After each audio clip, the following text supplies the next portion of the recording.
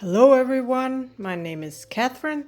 I'm a Danish food scientist and powerlifter living in Vienna, Austria. And on my channel, Food Science on a Budget, I give you content related to food. Today I want to show you how to make what, in my opinion, is the best banana cake in the world. So banana cake is sort of like what is known in the US as banana bread, but I think the banana cake has a bit more sugar, a bit more fat, and then it usually has some chocolate on top. I don't use nuts in mine. You can for sure if you want to. I'll show you the recipe and then I'll tell you about the modifications I always make. So this is the recipe book. It's called Karolines Køkken 3, so Caroline's Kitchen number 3. It is like a really old publication. Let's see if it says in here. We had this at home when I was a kid. I don't know what year it's from. Okay, so it says here that the series is from like the 70s and the 80s. And I think the company is what has now evolved to Arla Foods. And this is the banana cake, and yeah, as you can see, it's been baked quite a bit. A while there, I baked it so much that I basically knew it by heart. So I'll read the recipe to you. 3 eggs, 170 grams of sugar, 2 teaspoons of vanilla sugar, 125 grams of wheat flour, 1 teaspoon of baking powder, 100 grams of melted cooled butter, and that would be salted butter because that's the basic kind of butter in Denmark. 1 mushed banana, approximately 1.5 deciliters, and then 100 grams of melted chocolate to put on top. So the 2 modifications, or 2.5 that I always make. So one is that I always use 2 bananas instead of 1. I find that that gives you a really nice and moist cake every time. And if it's the baby bananas, I might even use 3. But 2 ripe bananas. And then with the teaspoons of vanilla sugar, I do heaping teaspoons. So for that reason, I might reduce the sugar by like 5 or 10 grams. Yeah, due to the extra banana and the extra vanilla sugar. And then I don't want to bother with the melted butter. So I just use some sort of vegetable oil.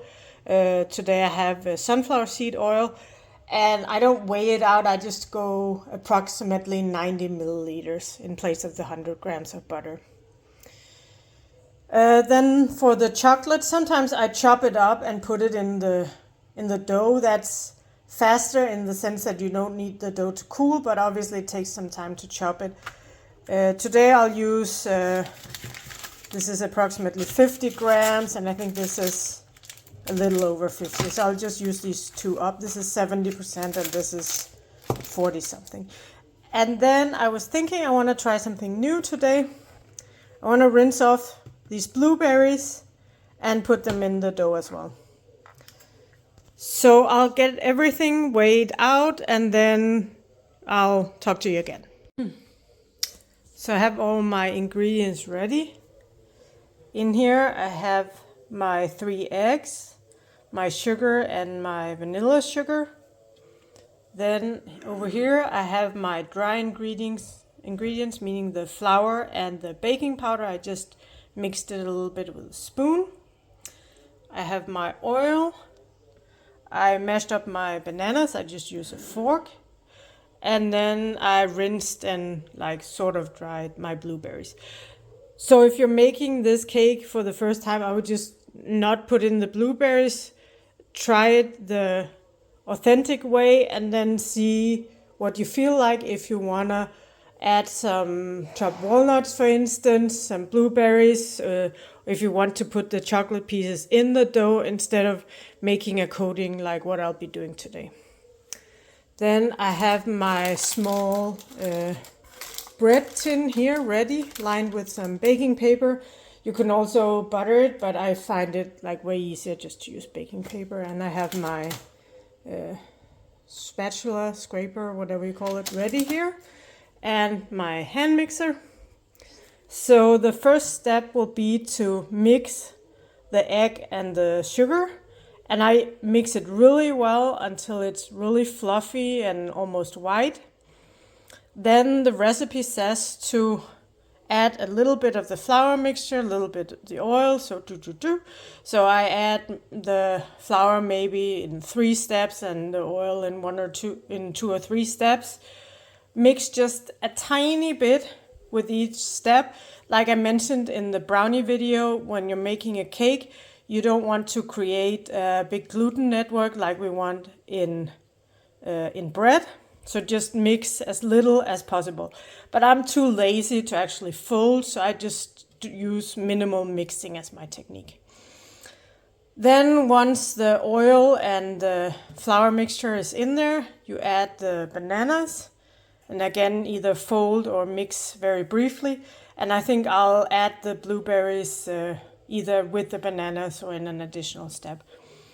And then after you have your dough mixed, since it contains baking powder, it's really important that you get it into your preheated oven very quickly.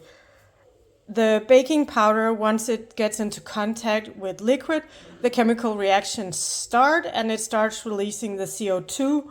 So that's what we need to create the rise in the cake.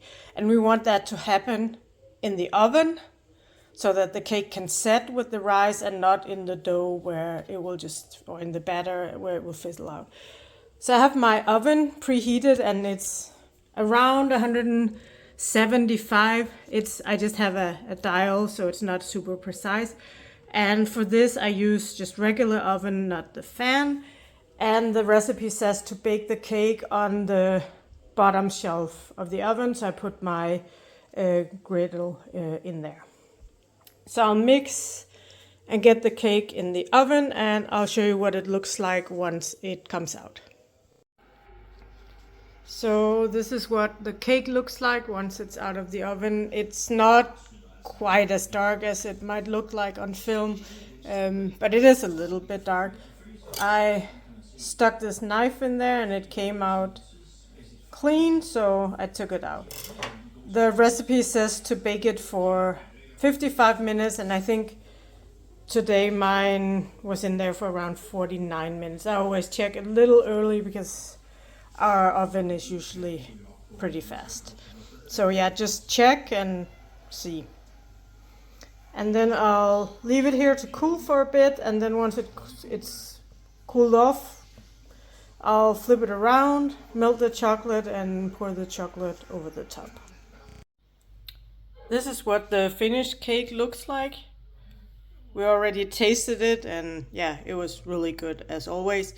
And now I'm gonna put it in the fridge. It's actually even better the next day. It's even more moist once it's been in the fridge overnight. About the blueberries, it was actually quite good in there, but I wouldn't necessarily do it every time, but if I have some, sure, why not chuck them in. But yeah, I should have probably coated them in flour or something, because all of them went to the bottom, which is then now the top of the cake. But yeah, the world's best banana cake. Bake it before your neighbor.